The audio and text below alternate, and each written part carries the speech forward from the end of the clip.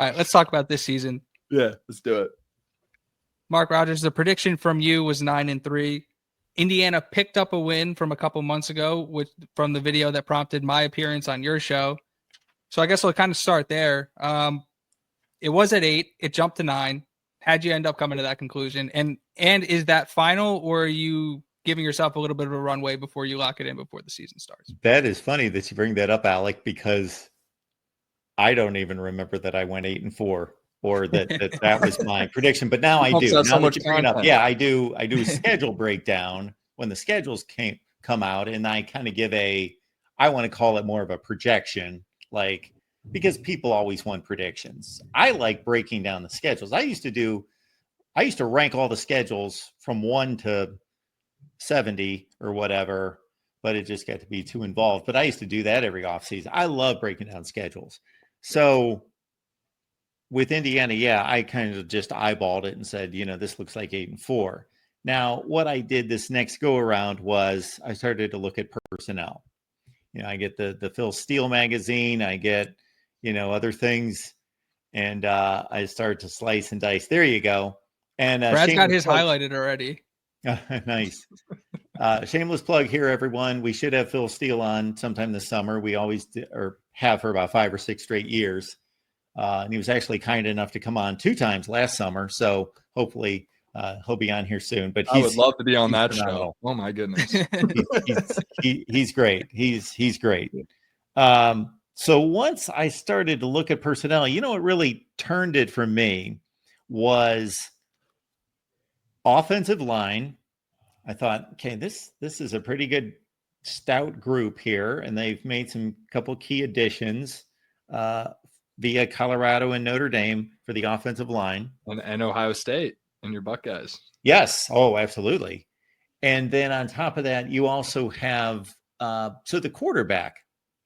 Watching him play at Cal, I think he's a gamer. I think he's a baller. I don't think he has like high-end NFL talent, but he's like a scrapper. He's an interesting guy. I think he's a leader. I think he's a gamer, a scrapper. He'll fight, he'll claw, he'll improvise.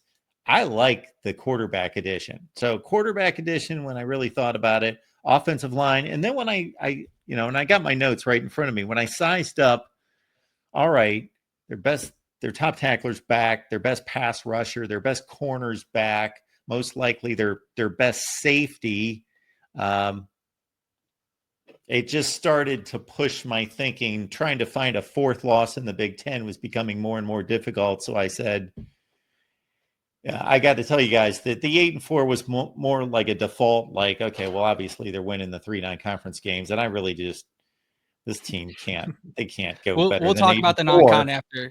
We'll talk about the non-con after, because I appreciate your thoughts on it, and we'll try and get into how do we fix that. But sorry. So that's kind of where I arrived on 9-3. I really looked at quarterback, offensive line, and top end guys on defense. Yeah, I love that. We can debate. Have you seen the Mendoza kind of NFL hype though that he's been getting this offseason? No. So maybe I've seen him as high as 4 overall. Oh, okay. So maybe well, there you go. That backs what you're saying. Mine was more like I just didn't think. I'm like a huge NFL guy from the past. I used to know more about the NFL than college football, but I'm kind of tuned out to that now. So I just assumed he wasn't a big NFL prospect. I was just going over from what I watched with him. I like him. But I think you nailed it right on the head. Like he is a very good leader of men. If you just listen to any kind of the 98 yards with your boys, kind of when he came back on Stanford, and just any sort of interview he's done since he's committed to Indiana. And if you just hear about his story, kind of from a very hardworking Cuban family back in Miami. I mean, he checks a lot of boxes. And then on top of all that, he's a gamer, like you said. And then on top of that, has the 6'5" frame and a powerful arm. A lot of check boxes that he has. And I see the season going as far as Mendoza takes us. And I'm high on him. So my prediction's 11-1. But, 9-3 would be, Mendoza's probably just as good as Rourke, maybe a little worse. Maybe, he's not as good as maybe I thought. Right? That's kind of where I'm at but I think Mendoza is going to be good, hence kind of a higher end record prediction on my end. Keys, you got more on Mendoza? Yeah, well, I was going to say a couple of things on Mendoza. One, him and his brother were going door to door selling mangoes in like 6th and 7th grade. Just like pure confidence, not afraid at all. He was hit 50 times last year at Cal.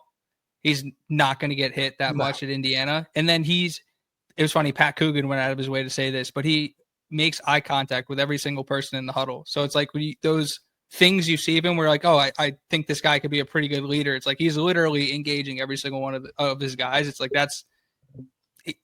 it's almost like it's funny. Like with Signetti, I find myself saying this a lot. And then with Mendoza, I find myself saying this a lot, is like both of those guys just say and do the right things over and over again. And it's not forced. It's not like out of their personality. It's just like they just act. And it's just like movie-esque in terms of like green flags. It's crazy.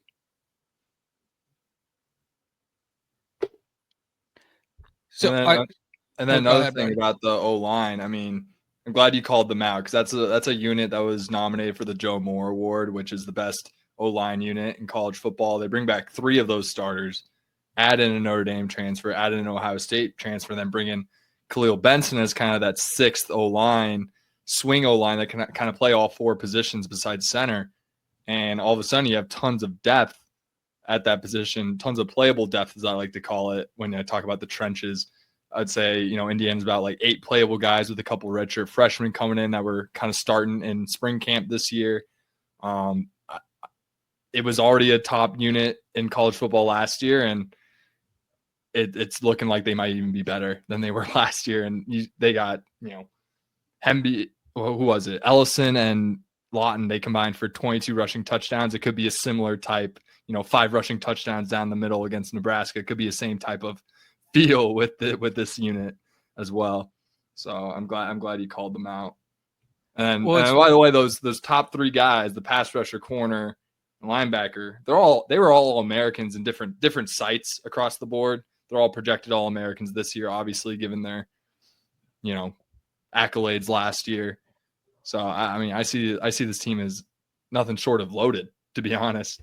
So, with the schedule, 9-3 isn't crazy, in my opinion. It's still an over at 8.5, but yeah, totally respect your opinion, but just let you know, I think we're a little more loaded than you're giving us credit for. I think there's a little bit of, Indiana brain is kind of what we call it on this show a little bit. So yeah. It's funny because you like look at Indiana and you're like, well, last year was magical, but there's no way they can repeat. And then you look at who they brought back, to your point. It's like they're bringing back a lot, but you start to go position by position with this team. And it's like you start with Mendoza and it's like NFL buzz, whatever, but it's like absolute gamer. Like they got a check mark at quarterback. They have a check mark at offensive line. They have a check mark at defensive line, check mark at linebacker in the secondary. Like the receivers, like the love Elijah Surratt's getting right now is insane. Like and that group is one of the best, most underrated in the country. And then to hear, like Brad was giving me the rundown of Phil Steele and like how he's talking about the different position groups, and to hear somebody like Phil Steele talk about those position groups the same way that like I perceive them is like gives somebody like me a lot of confidence. Yeah, Phil Steele has Indiana's receiving core as number 9 in the country, bookended by Oregon and Georgia this upcoming year. So I mean, they're loaded at the weapons room. I mean, that scheme with Shanahan, they're going to be a much more open playbook with the mobility of Mendoza too. They're going to do a lot more, play action, a lot more rollouts, get Mendoza out of the pocket, make a play. There's just a lot more to work with this year, as opposed to, you got a solid pocket passer, super efficient Kurtis Rourke, but Mendoza might be able to take him to a different level. Yeah, they're playing a game right out of the gate in the Big Ten that people are going to look at as, okay, who's for real here? And whoever wins this game, we're going to continue to watch them. Yeah. The other one, we're going to forget. Now, I don't take it to those extremes. I've watched too much football and too much sports for too long to write teams off that early. But that's going to kind of be the perception of, okay, we can't believe in both of these teams. We're going to believe in the winner when they take on Illinois. And then going right into Kinnick Stadium after that, obviously the Big Ten scheduling right out of the gate is key. It's not kind. The schedule is tough. It's funny to talk about Illinois because it's like we look at. I did the like schedule comparison of like teams when Indiana like played versus Illinois and versus Iowa, and they like the point differential that Indiana put on those same teams was just. It was actually I think they beat those teams worse than they beat the teams in the non-con last year. So it's like did those teams make up that much ground or did Indiana get that much worse? It's like, it's hard for me to see that, but it's like going to Iowa is always a challenge. Like Illinois, to your point, people are going to be like, whoever loses that game is done. It's like, those actually might be 2 top 10 football teams that play early in the season. Like if Indiana wins that game, like I'm not writing off Illinois. That team's might have been properly ranked. And I'm the one saying Indiana's misranked. So it's like,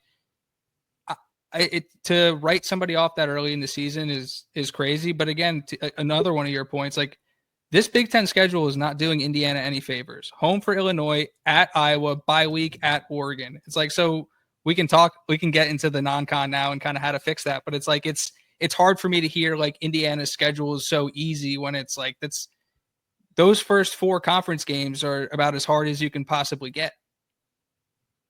Yeah, it's a good thing we got 3 tune-up games, to figure some things out before Illinois, just let's throw a couple 50 burgers on the board, and then we'll get into Illinois and get in a dogfight with them, which I think it will be a dogfight, even though it's at our place. And, I don't want to get too comfortable because we did blow a ton of teams out last year, so I can't be just expecting that week in and week out. Would be nice 100%. To blow out Illinois, but I do think they're going to be pretty solid. I like Altmaier. I think he's an absolute gamer. They got a couple good DBs that are coming back. But when I think stack them up against the personnel against Indiana, it's just like every position group, Indiana just has a slight edge. I'm taking. We can call Mendoza Altmaier a wash, but I mean, I'm taking Roman Hemby. I'm taking our receivers. O-line is where it could probably be. There's probably a heavy debate there, but I mean, we got 3 All-Americans on the defense each level, and I don't think Illinois just doesn't have that. They have good players. Xavier Scott's a very solid player, but I mean, and Brett Bielema coach teams. They're going to play good defense no matter what. Yeah, I can't wait for that game, and I think Marky nailed on the head where it's like Indiana wins, it's like, oh, maybe Illinois wasn't that good, and then if Illinois wins, it's like, oh, Indiana's bad again. It's like. Yeah. So it's a lose-lose for either team. It's with those 2 teams, the winner won't get the level of credit that they deserve. It'll be more about, it was about the other team not being that good. Yeah.